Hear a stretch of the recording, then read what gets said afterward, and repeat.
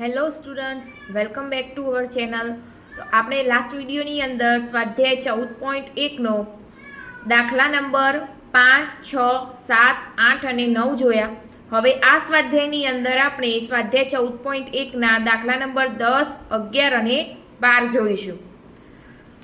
તો જોઈએ આપણે હવે આ જે 3 દાખલા અથવા તો આ સ્વાધ્યાયના બધા જ દાખલા એ મોસ્ટ આઈએમપી દાખલા એ એક્ઝામ માટે આમાંથી અવારનવાર ક્વેશ્ચન્સ પૂછાતા જ હોય છે, જે 3 અથવા તો 2 માર્ક્સની અંદર ઘણી વખતે પૂછાતા રહેતા હોય છે. તો જોઈએ આપણે દાખલા નંબર 10. તો આમાં શું કીધું છે? એક ગલ્લામાં 50 પૈસાના, પી એટલે પૈસા, ના 100 સિક્કા, રૂપિયા 1ના 50 સિક્કા, રૂપિયા 2ના 20 સિક્કા અને રૂપિયા 5ના 10 સિક્કા છે. જ્યારે આ ગલ્લાને ઊંધો કરવામાં આવે ત્યારે પાત્રમાંથી કોઈ એક સિક્કો બહાર પડે તે સમસંભવી હોય તો 1. 50 પૈસાનો સિક્કો હશે અને 2. રૂપિયા 5નો સિક્કો નહીં હોય તેની સંભાવના શોધો. એટલે 2 સંભાવના શોધવાની થઈ. 50 પૈસાનો સિક્કો હોય એવી કેટલી સંભાવના થાય અને 5 રૂપિયાનો સિક્કો ન હોઈ શકે એની સંભાવના. અહીંયા નહીંની સંભાવના શોધવાની કીધેલી છે. હવે આપણે આગળ જોયું હતું કે સૌપ્રથમ તો શું કરવાનું? કુલ પરિણામ એટલે કે કોઈ પણ સંખ્યા જે તે દાખલાની અંદર જે પણ શોધવાની સંભાવના કીધેલી હોય એના કુલ પરિણામની ગણતરી કરવાની હતી. હવે ઘણા સ્ટુડન્ટ્સ એવા હોય છે જે આ દાખલાની અંદર એક ભૂલ કરશે કે આપણે કીધું હતું કે જે સંખ્યા દેખાય એનો ટોટલ સરવાળો કરી દેવાનો, એટલે કે પરિણામની ગણતરી કરી લેવાની. તો અહીંયા શું કરશે? 50, 1, 2 અને 5નો ટોટલ સરવાળો કરશે, પણ ગણતરી એ રીતે થશે નહીં. અહીંયા શું કીધું છે? એક ગલ્લામાં 50 પૈસાના 100 સિક્કા, એટલે કે આપણે સિક્કાની ગણતરી કરવાની છે, કારણ કે સંભાવના સિક્કાની શોધવાની કીધેલી છે. એટલે અહીંયા આપણે શું કરીશું? 50 પૈસાના 100 સિક્કા એટલે 100 વત્તા 1 રૂપિયાના 50 સિક્કા એટલે 50, 100 વત્તા 50 એટલે 150, 2 રૂપિયાના 20 સિક્કા એટલે 20 સિક્કા અંદર એડ કરો તો 150 એટલે 150, 150 અને 20 એટલે 170 અને 5 રૂપિયાના 10 સિક્કા વત્તા 10 એટલે કેટલા થાય? ટોટલ 180. તો અહીંયા શું થશે? આપણે શું લખીશું? પહેલાં જે આગળના દાખલાઓમાં જેમ ગણતરી કરતા હતા એ જ રીતે પહેલાં અહીંયા લખીશું કે સિક્કાઓની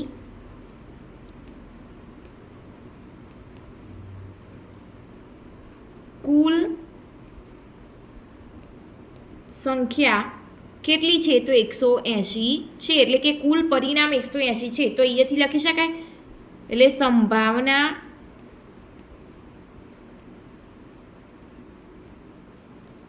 શોધવાના કુલ પરિણામ કેટલા થાય? 180 છે. હવે આપણે જોઈએ પહેલી ઘટના નંબર 1 એટલે 1 નંબર 50 પૈસાનો સિક્કો હોય, એટલે કે અંદરથી ગલ્લામાંથી જ્યારે ગલ્લાને ઊંધો કરવામાં આવે ત્યારે 50 પૈસાના સિક્કા નીકળવાની સંભાવના કેટલી? તો એ જોઈશું. તો એ લખીએ નંબર 1 આપીને. શું લખીશું? ઘટના એ બરાબર. હવે અહીંયા જોયું તું શાના માટે આપણે આ ગણતરી કરીએ છીએ? તો 50ના સિક્કા હોય એની ગણતરી. તો અહીંયા લખી દેવાના 50 પૈસાનો સિક્કો હશે. અહીંયા જોઈને જ લખવાનું, આ જ લખવાની ગણતરી. અહીંયા જે 1 નંબર આપેલો હોય ઘટના એ આપી એટલા માટે અહીંયા એના એ જ લખ્યું જે આપણે શોધવાનું છે. હવે એની ઘટના એ થવાના પરિણામ એટલે કે 50 પૈસા નીકળવાના કુલ સિક્કા. અહીંયા શું લખ્યું હતું? 50ના 100 સિક્કા. તો અહીંયા લખી શકાય ઘટના એ થવાના પરિણામ કેટલા છે? તો 100 છે. અહીંયા આપણને જે તે સંખ્યા શોધવાની કીધી હોય એ ઉપર એની ગણતરી કંઈક ના કંઈક તો આપેલું જ હશે. તો અહીંયા આપણે 50, અહીંયા શું કીધું છે? 50નો સિક્કો હશે. તો અહીંયા આપણે શું લખી લીધું? 50ના 100 સિક્કા આપેલા જ છે. તો અહીંયા લખી શકાય કુલ પરિણામ કેટલા? તો 100. શાના માટે? 50 રૂપિયાના. હવે આપણે સૂત્ર મૂકી અને એની ગણતરી કરી એની સંભાવના શોધીએ. માટે પી ઓફ એ એટલે કે પ્રોબેબિલિટી ઓફ એ એટલે કે ઘટના એ થવાની સંભાવના. તો એ લખી શકાય ઘટના એ થવાના પરિણામ ભાગ્યા કુલ પરિણામ. તો ઘટના એ થવાના પરિણામ એટલે કે આપણે જે ઉપર લખ્યું હતું કેટલા 100, તો અહીંયા લખી શકાય 100. અને અહીંયા આપણે શું લખ્યું હતું કુલ પરિણામ કેટલા 180, તો અહીંયા લખી શકાય 180. હવે અહીંયા ઉપર નીચે જો છેદ ઉડતા હોય તો ઉડાડી શકાય. પહેલાં તો 0 ઉડી જાય. હવે 10 અને 18 ને 2 વડે ભાગી શકાય એટલે કે 2 પંચા 10 અને 9 દુ 18 એટલે 9. તો અહીંયા શું આવશે 5 ભાગ્યા 9. શું આવ્યું આ પ્રોબેબિલિટી ઓફ એ એટલે કે 50 પૈસાના સિક્કા નીકળવાની સંભાવના કેટલી? તો 5 ભાગ્યા 9. એ જ રીતે આપણે અહીંયા જોઈએ બીજું શું શોધવાનું કીધું છે? ₹5નો સિક્કો નહીં હોય ન હોય એવી સંભાવના શોધવાની કીધી છે. હવે આપણે રકમની અંદર જોઈએ તો અહીંયા 5નો સિક્કો ન હોય તો એના સિવાયના સિક્કા હોઈ શકે. એટલે કે 50ના 100 સિક્કા, ₹1નો 50 સિક્કા અને બીજું ₹2ના 20 સિક્કા. એટલે આપણે જેમ પહેલાંના પરિણામ લીધા કે કુલ પરિણામ આટલા થાય 180 અને અહીંયા જોઈતું ને કે એ ઘટના થવાના પરિણામ 100 હતા, તો એ જ રીતે અહીંયા બી ઘટના થવાના પરિણામ શોધવા પડશે. તો એમાં શું કીધેલું છે આપણે 5 ન હોય એટલે કે 5ની ગણતરી લેવાની નહીં, તો એના સિવાયના બધા જ સિક્કાની ગણતરી લઈ શકાય.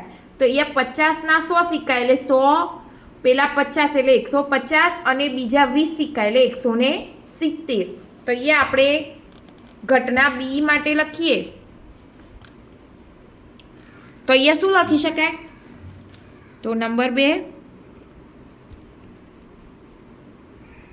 ઘટના બી બરાબર એમાં શું શોધવાનું હતું એ પહેલાં તો લખીશું આપણે. તો અહીંયા જોઈએ ₹5નો સિક્કો ન હોય જે આપણે શોધવાનું છે અહીંયા લખીશું. અને એના સિવાયના જે પેલા પરિણામ એટલે ઘટના બીના થવાના પરિણામ કેટલા? તો 170 છે. હવે આપણે શું કરીશું? એના માટે પ્રોબેબિલિટી ઓફ બી શોધીશું એટલે કે સૂત્ર મૂકી અને એની ગણતરી કરીશું. તો અહીંયા થશે ઘટના બી થવાના પરિણામ ભાગ્યા કુલ પરિણામ. તો અહીંયા આપણે લખીએ ઘટના બી થવાના પરિણામ કેટલા હતા? તો અહીંયા જુઓ 170, તો અહીંયા લખી શકાય 170 ભાગ્યા કુલ પરિણામ કેટલા હતા આગળ જોયા હતા તો 180. અહીંયા છેદ શાનો ઉડશે? તો 0 ઉડી જાય, બાકી સંખ્યાનો છેદ ઉડશે નહીં. તો એટલા માટે અહીંયા લખી શકાય માટે પ્રોબેબિલિટી ઓફ બી બરાબર 17 ભાગ્યા 18. આ એનો સંભાવના થશે. હવે આપણે આગળ જોઈએ દાખલા નંબર 11. તો એમાં શું કીધેલું છે? ગોપી પોતાના માછલીઘર માટે દુકાનમાંથી માછલી ખરીદે છે. દુકાનદાર મોટી ટાંકીમાંથી યાદચ્છિક રીતે એટલે કે આપણે આગળ જોયું હતું તો આશરે ગમે તે રીતે એમ જે મતલબ એક વખતે નાખો અને એના પછી તમારા હાથમાં જે આવે એ રીતે એક માછલી બહાર કાઢે છે. તો આ ટાંકીમાંથી 5 નર માછલી, આ ટાંકીની અંદર કેટલી માછલીઓ છે? તો 5 નર માછલી એટલે કે 5 નર માછલી એટલે કે મેલ અને 8 માદા માછલી એટલે મેલ. 5 મેલ હતા અને 8 ફિમેલ માછલી. બહાર કાઢેલી નર માછલી હોય તેની સંભાવના કેટલી? અહીંયા આપણને સંભાવના ખાલી એક જ નર માછલીની જ શોધવાની કીધેલી છે. ઘણા સ્ટુડન્ટ્સ એવા હોય કે જે નર માછલીની પણ સંભાવના શોધે અને માદા માછલીની પણ સંભાવના શોધે, પણ આપણે એ કરવાનું નથી. આપણે ફક્ત એક જ માછલીની એટલે કે એક જ સંભાવના શોધવાની કીધેલી છે. કઈ? નર માછલીની. તો આપણે એટલી જ ગણતરી કરવાની થશે. તો અહીંયા જોઈએ તો પહેલાં તો શું કરવું પડશે? કુલ પરિણામ શોધવા પડશે. તો અહીંયા શું થશે? 5 નર માછલી અને 8 માદા માછલી, એટલે કે 5 અને 8 કેટલા થાય? તો ટોટલ થશે 13 માછલી. તો અહીંયા આપણે લખીએ તો અહીં માછલીઓની કુલ સંખ્યા કેટલી છે? 13 છે. માટે સંભાવના શોધવાના કુલ પરિણામ કેટલા કહેવાય? તો 13 છે. કુલ પરિણામ થશે 13. હવે આપણે અહીંયા શું કીધેલું છે? એક જ સંભાવના શોધવાની છે. કઈ? નર માછલીની. તો અહીંયા આપણે ઘટના એ આપીશું. તો અહીંયા લખાય ઘટના એ બરાબર જે શોધવાનું હોય તો બહાર કાઢેલ નર માછલી હોય એની સંભાવના શોધવાની છે. હવે નર માછલીઓ કેટલી? તો 5 નર માછલી. તો અહીંયા આપણે એના પરિણામ લખવા પડશે. તો અહીંયા લખીશું ઘટના એ થવાના પરિણામ 5 છે. તો અહીંયા આપણે ઘટના એ શોધીશું એટલે પ્રોબેબિલિટી ઓફ એ. તો એના માટે સૂત્ર લઈશું. માટે પી ઓફ એ બરાબર ઘટના એ થવાના પરિણામ ભાગ્યા કુલ પરિણામ. તો અહીંયા ઘટના એ થવાના પરિણામ કેટલા હતા? અહીંયા આપેલું જ છે. કેટલા? તો 5. તો અહીંયા લખીશું 5. અને કુલ પરિણામ જે આપણે આગળ લખ્યા હતા નર અને માદા માછલીઓનો ટોટલ સરવાળો કેટલો હતો? તો 13. તો અહીંયા લખી શકાય 13. હવે આના છેદ ઉડશે નહીં. તો આ જ આપણો જવાબ પૂરો, એટલે કે આ દાખલો આટલે જ પૂરો થાય.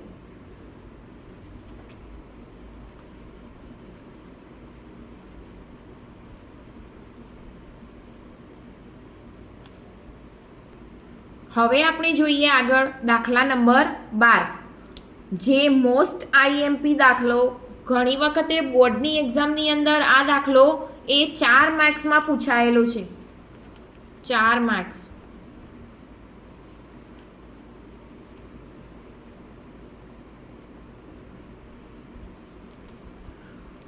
ધ્યાન આપજો, એકદમ ઇઝીમાં ઇઝી દાખલો છે. રકમ જોઈને એવું લાગે કે ખૂબ જ ભારે હશે, પણ એકદમ ઇઝી ચેપ્ટર અને એકદમ ઇઝી દાખલો.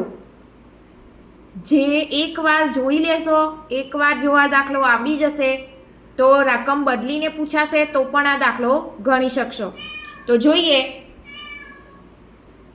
જોઈએ તકની એક રમતમાં ગોળ ફરતું એક તીર હોય છે. તે 1, 2, 3, 4, 5, 6, 7, 8માંથી કોઈ એક પાસે નિર્દેશ કરતું અટકે છે અને આ સમસંભવી પરિણામ છે. એમાં નંબર 1 તે 8 કરતાં નિર્દેશ કરે તેની સંભાવના કેટલી? 2.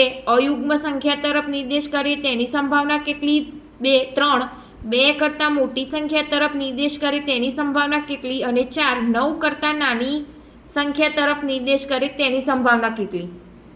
તો અહીંયા આપણને શું આપ્યું છે? એક તક આપેલી છે. ગોળાકાર ફરતું એક તીર આપેલું છે. અહીંયા દેખાય છે, આપણે અહીંયા તીર આપેલું છે જેની અંદર નંબર્સ આપેલા છે 1 થી 8, જે વારાફરતી ફરે અને એ જ રીતે તીર એના ઉપર ફરતું રહે.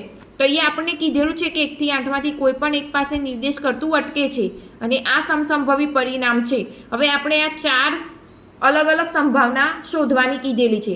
એમાં જોઈએ પહેલી, તે 8 તરફ નિર્દેશ કરે તેની સંભાવના કેટલી? હવે આને એક જ વખત ફેરવવાનું છે અને 8 તરફ નિર્દેશ કરે એની સંભાવના કેટલી?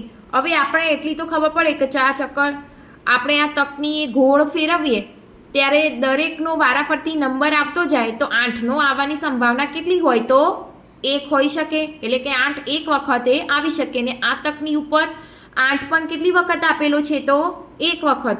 તો જોઈએ આપણે આગળ લખીએ, દાખલાની ગણતરીની શરૂઆત કરીએ તો એની અંદર શું લખી શકાય? તો અહીં કુલ કેટલી સંખ્યાઓ છે? તો 8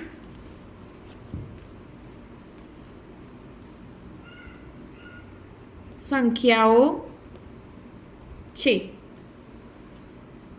તેથી સંભાવના શોધવાના કુલ પરિણામ કેટલા થાય? તો 8. તો સંભાવના શોધવાના કુલ પરિણામ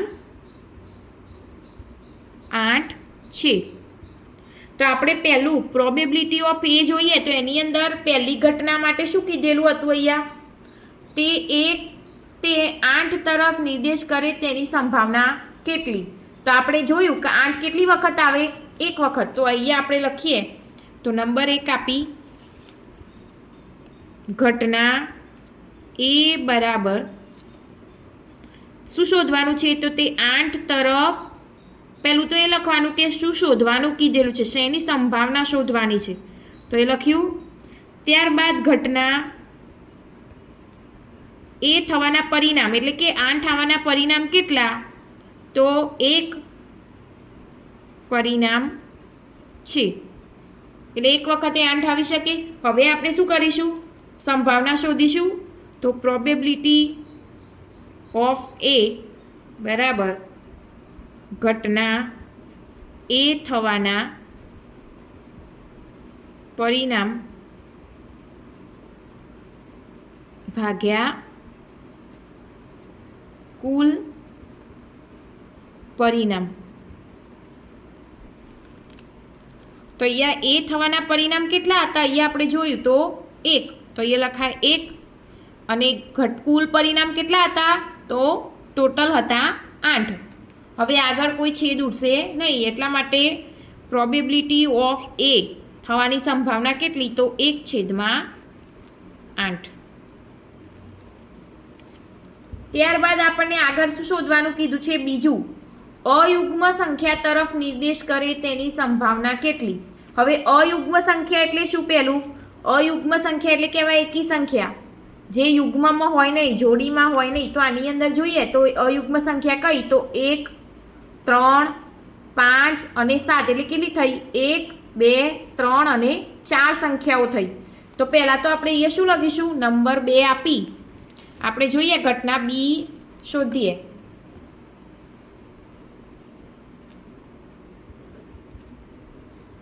તો ઘટના બી બરાબર શોધવાનું શું છે?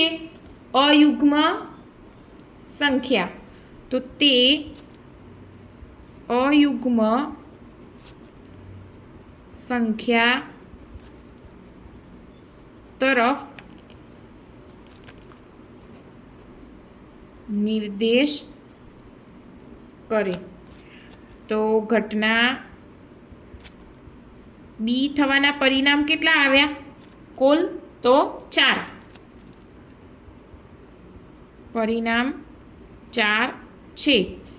હવે કોઈને ખબર ના પડતી હોય કયા કયા તો આપણે લખી દઈએ 1, 3, 5 અને 7 આટલી સંખ્યાઓ થાય એટલે કે 1, 2, 3 અને 4 થઈ એટલા માટે અહીંયા આપણે શું લખ્યું?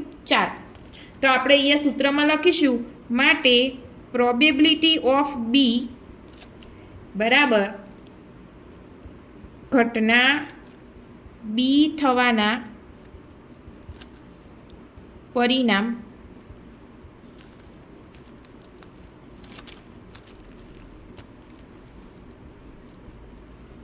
ભાગ્યા કુલ પરિણામ. તો ઘટના બી થવાના પરિણામ કેટલા? તો 4. તો અહીંયા લખીશું 4 અને કુલ પરિણામ આપણને ખબર જ છે કેટલા હતા? 8 હતા. તો આનો છેદ ઉડાડી શકાય. 4 × 4 અને 4 × 8 તો 1/2 આવશે. તો અહીંયા લખાય માટે પ્રોબેબિલિટી ઓફ બી થવાની સંભાવના કેટલી? તો 1/2.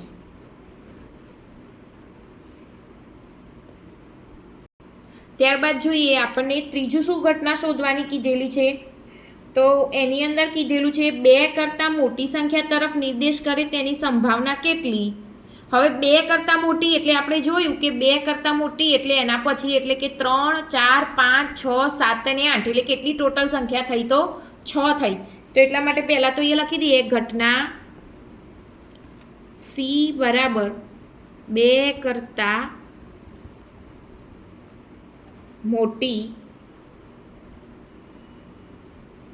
સંખ્યા તરફ નિર્દેશ કરે.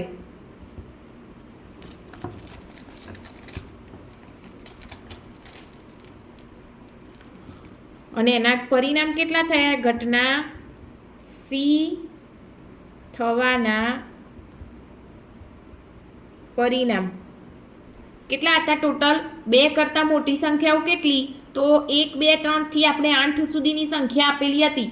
એમાંથી કઈ કઈ સંખ્યા થશે? તો 2 પછીની, એટલે કે 3, 4, 5, 6, 7 અને 8. તો કેટલી થઈ ટોટલ? 6 છે. હવે કઈ કઈ? તો આપણે લખી દઈએ અહીંયા 3, 4, 5, 6, 7 અને 8. એમાં ટોટલ 6 સંખ્યાઓ. તો અહીંયા આપણે લખીએ પ્રોબેબિલિટી ઓફ સી બરાબર ઘટના સી થવાના પરિણામ ભાગ્યા કુલ પરિણામ. તો ઘટના સી થવાના પરિણામ કેટલા? તો 6. તો અહીંયા લખીશું 6 ભાગ્યા કુલ પરિણામ કેટલા હતા? તો ટોટલ 8. હવે આનો છેદ ઉડાડી શકાય. તો 2 તરી 6 અને 2 ચોક 8 એટલે 3/4. તો અહીંયા આપણે આગળ લખી શકાય. માટે પ્રોબેબિલિટી ઓફ સી બરાબર 3/4.